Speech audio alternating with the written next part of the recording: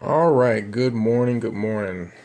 Today I'm going to be giving the presentation on my slideshow for my final presentation for College 100 Foundations of Online Learning.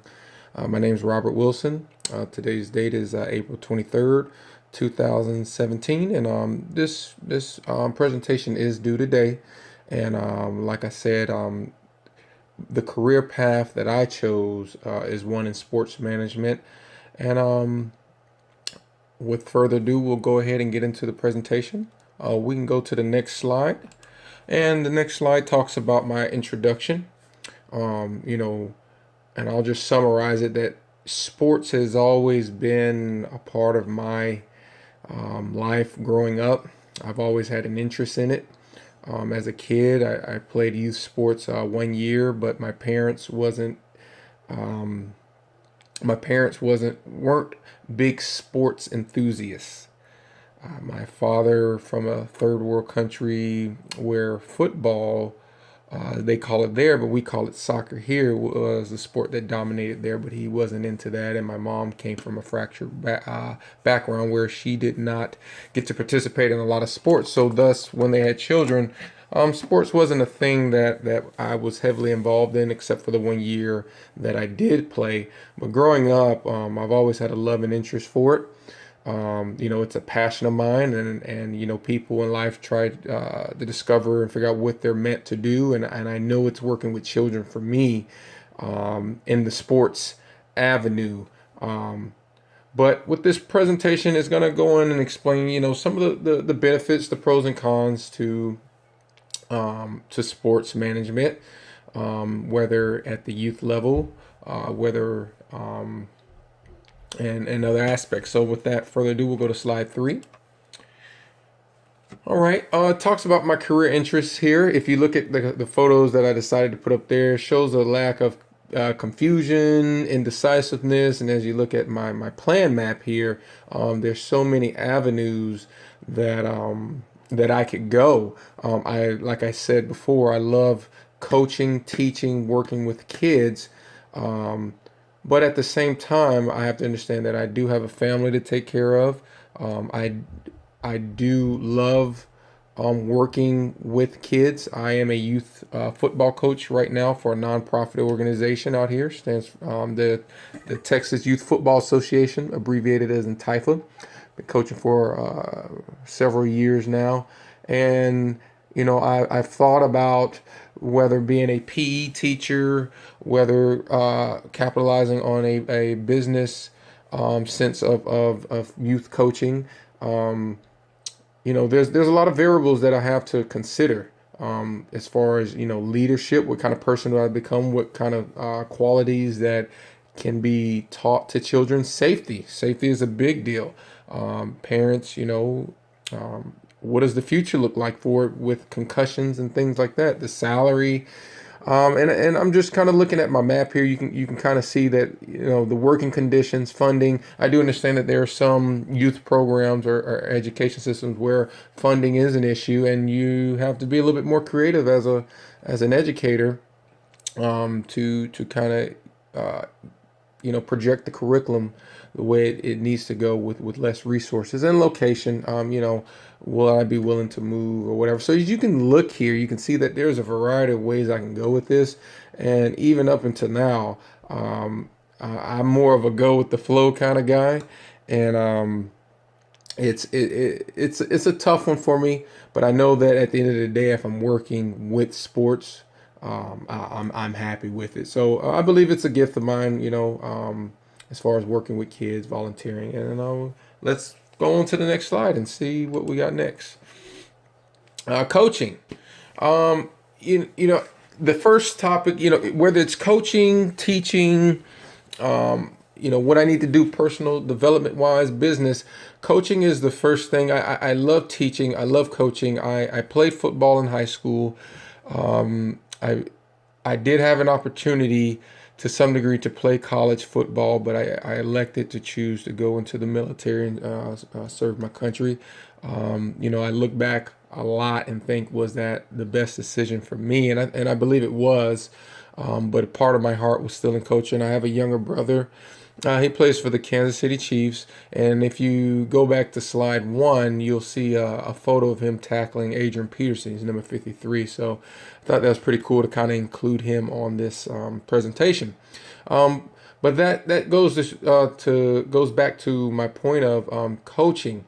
I coach at the youth level, but is there a potential opportunity for me to do it at the high school or college level?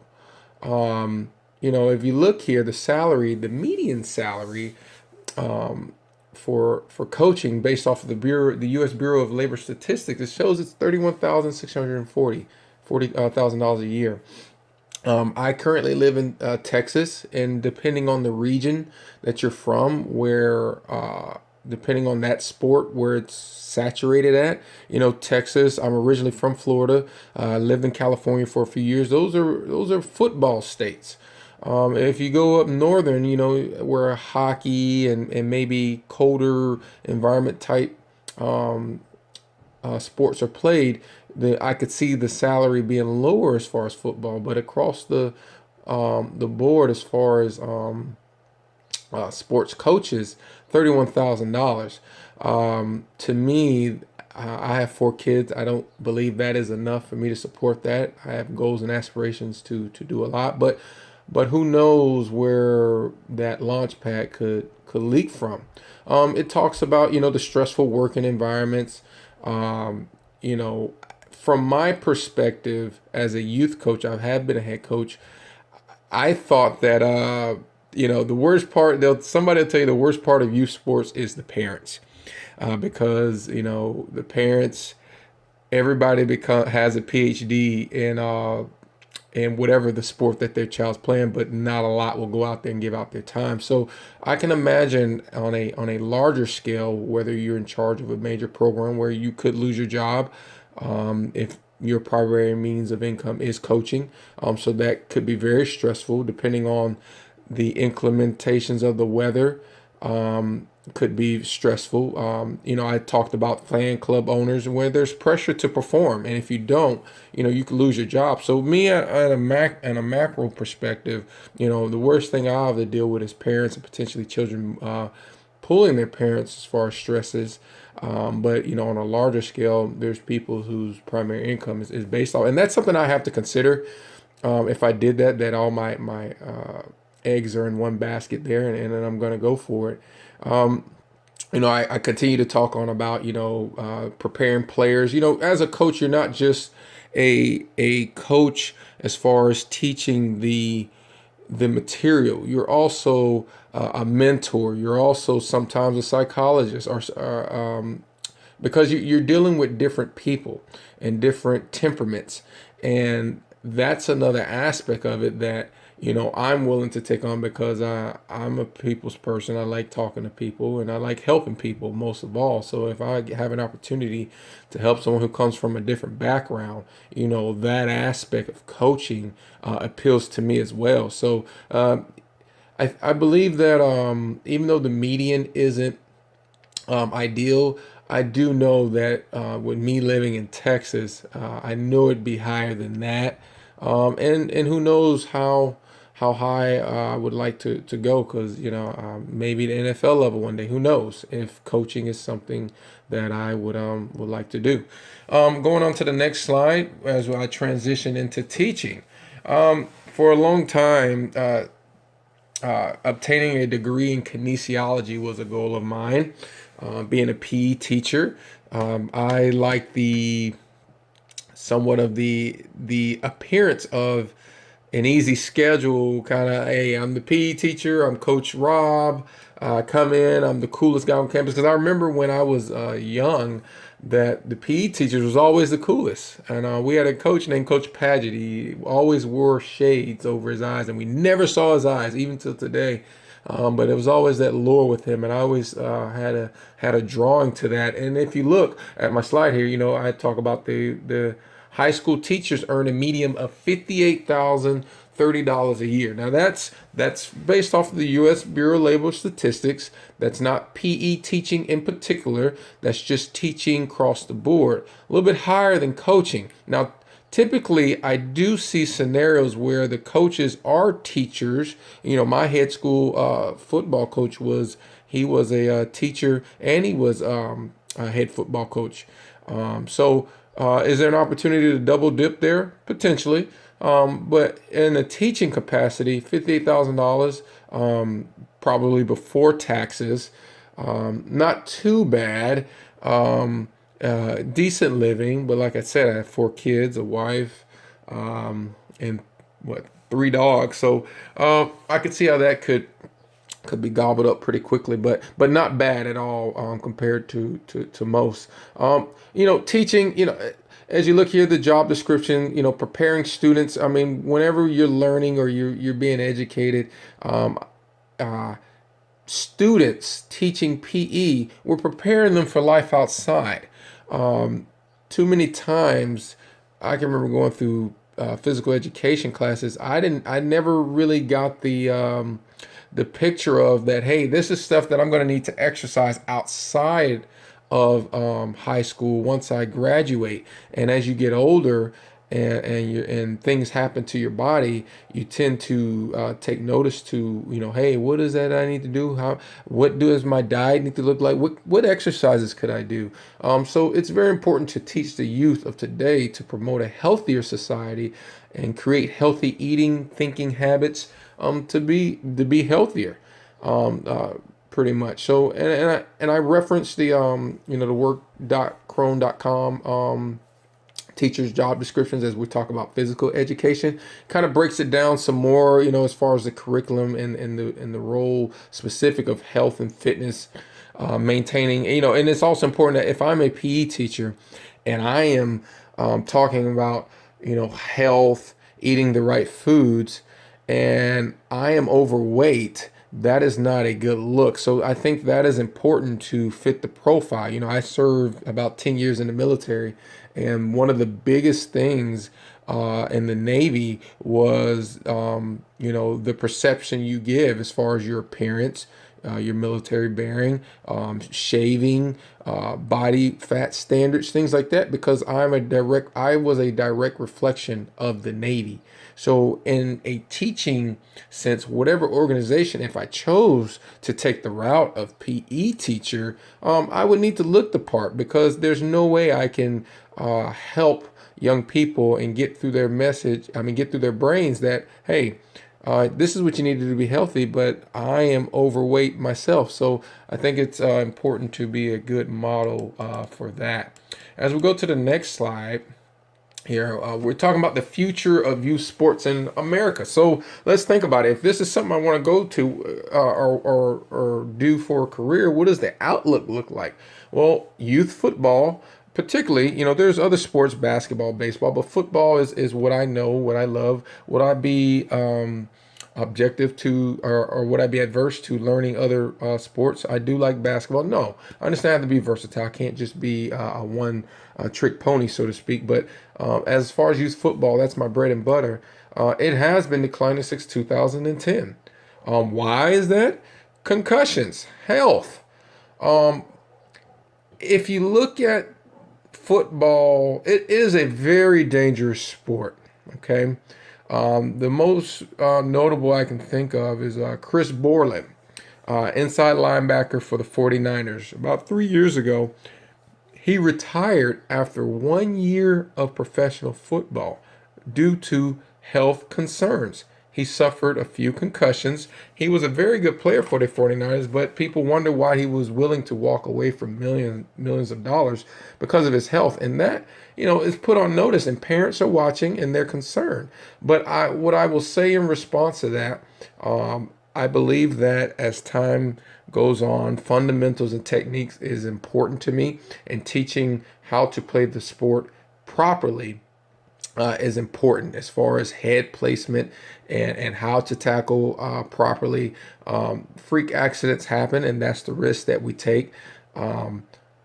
But if you look at it, soccer is actually, if soccer is your thing, it actually has more concussions than football due to the lack of head wear, running into poles. I mean, it's a high collision sport as well with soccer, but I believe football does do a good job with their helmets, safety gear, and with good coaching, a lot of those injuries can be prevented.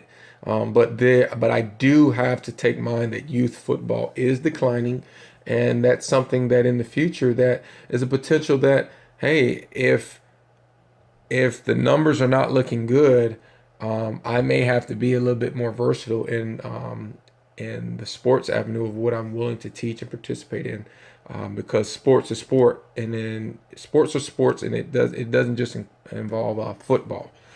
Next slide.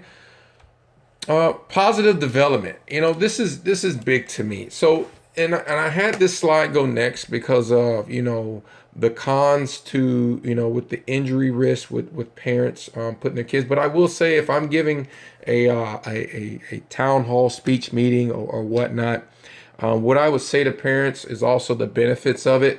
I mean, if you think about it, I love this analogy. If you go to the gym, or no, no, no, let me back up. If you're in your home working out, you have your DVD in, and whether you're doing Pilates, yoga, high intensity training, Tabata, there's all types of workouts out there. You'll probably get a pretty good workout, if you push yourself. But if you go to the gym where there are multiple people trying to accomplish the same goal, you feel so much better because there's strength in numbers and that positive influence on you going back and things like that. I kind of look at that like this with youth sports and youth football. It is important that as a mentor teacher that I inflict, positive traits of discipline, working hard, working together, health, fitness, things like that. And when we're doing it together to accomplish a goal, I think there's no greater way to really teach a child discipline and how to work together and how to be respectful than football, basketball, whatever it may be. Because if you think about it, there's a lot of parents that have troubles with children and with their kids in school, and there's a lot of teachers that have troubles with kids paying attention. And there's many times where parents have come up to me and say, "Hey, little Johnny was acting up today in school, and I need his practice to be a little extra hard." And I'm that positive enforcement behind mom or dad, and I will take little Johnny, and we will get very acquainted. Now, little Johnny won't like what I will have him do. Nothing ever, never ever put my hands on a child, but there's means of in calisthenics and things that I could do to get the message across. So I think there's a lot of reform that can be done in youth sports, troubled kids, all even as an outlet for those who are in situations where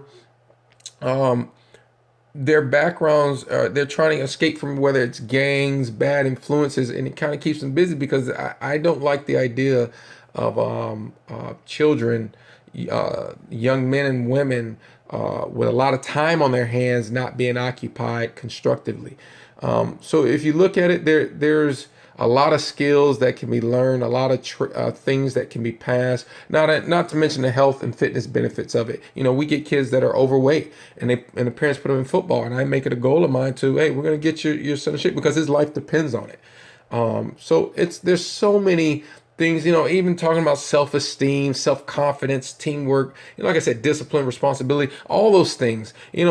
I've seen kids that are shy and low self-esteem, but as coaches and mentors, the positive development side, we inflict those strengths into them and find out what they do, what they love, and bring it out. Now, unfortunately, youth football sports is not for every kid. So I challenge parents like, hey, if this is something that you want and not your child want, I encourage a conversation because there's nothing worse than a child that I'm coaching that does not want to be out there, because it really takes from the other kids that want to. So I have to be creative in ways to kind of get them engaged. But at the end of the day, you can't make somebody do somebody what they don't want to do. I'm not saying don't police your children. I'm not saying don't discipline your children. But really think about it. If I'm out there coaching and I'm helping, and your child has no desire to get up, move, do whatever, I think a conversation needs to be had, because a lot of times coaches get the blame for certain things when really the child just really doesn't want to do it and doesn't want to disappoint mom and dad. So for those who are watching this presentation, if you're one of those mom and dads, I'm sorry, but it's frustrating when you have kids that, and the kids will tell me. They will tell me that they don't want to play, they don't want to be here, and I say, what, let's make the most of it while we're here. But for those, and there's some of them that didn't want to be there, and then the flip side, it did improve to where they did enjoy coming. So I think it's just a situation to monitor. There are benefits to it, and some parents just put their kids in because they want them to be around other kids. So I think that's a great idea. As we go into the next slide, the business side of it, the I have a map here or of the North American sports market forecast, and if you look at the sports industry as a whole, how much money that is anticipated to go up to. With that said, as I believe in cause and effect, and teaching, coaching, business. How could I showed you the median salaries on whether it was a teacher, being a teacher across the board. I showed you the salary on coaching. And from a business perspective, I think that there's a big opportunity there. Kids look up to athletes, whether they're health concerns or not, and they want to be the best version of themselves. And I believe that in the business aspect of it, I could take on a personal training route where I could charge X amount of dollars to train your child for an hour. That's a business I can go into for myself, or buying land to facilitate. Out here in San Antonio, Texas, there is a battlegrounds for practice facilities at the youth level. And whoever has the highest dollar gets that home field locked in. Or if you're well connected, then there's fields out there. But there are so many opportunities for land, for commercial use, that could be capitalized on to take advantage of this spike. Because, like I said, cause and effect. As the more, if you think about football, we used to only get footballs on Sundays and Mondays. Now we get Thursday night footballs. Now we get playoff footballs on Saturdays. Sports, more. We all want more, to where they're thinking about increasing the NFL's games from 16 games to 18 games. So we're a society that, as we're continuing to grow, there's more. And I believe that I could capitalize on that. And I know that the business side of it could help me achieve the things that I want to achieve. And it would free me up to be a volunteer basis where I can coach and not have to coach or teach, to earn an income, but I can do it because of my natural volunteering nature to just help. As we go into the next slide and we look at the reflection as we close down here, I can tell you, based off of my research, I'm still undecided which way I want to go. I love sports, so no matter whether I choose to go into coaching, PE teaching, or the business side of it, I would be happy either way. Right now, what this course can do for me, and continuing my education through AMU to get my sports management degree, it offers me a direction to go in either one of those ways where the good Lord pushes me to go. I'm a man of faith, and whatever God's plan for me is, I believe that I will be led in that direction.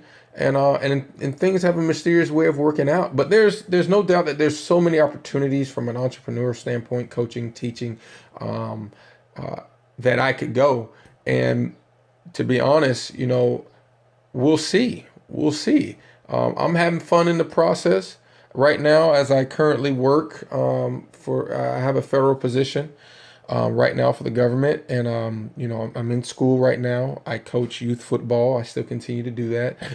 There are opportunities for me to to coach at the junior high school level, because there's junior high school football out here in Texas, and I'm working on potential business opportunities to be a personal trainer as far as position wise. whatever you want your child to be or play at this position. If you were a quarterback, a wide receiver, whatever, I will take time out an hour for for a certain amount to train your child. So I'm dabbling into a little bit of things, and I'm excited about this class. I'm excited about the future, and thank you for listening to my presentation. This concludes it, sports management, and have a great day.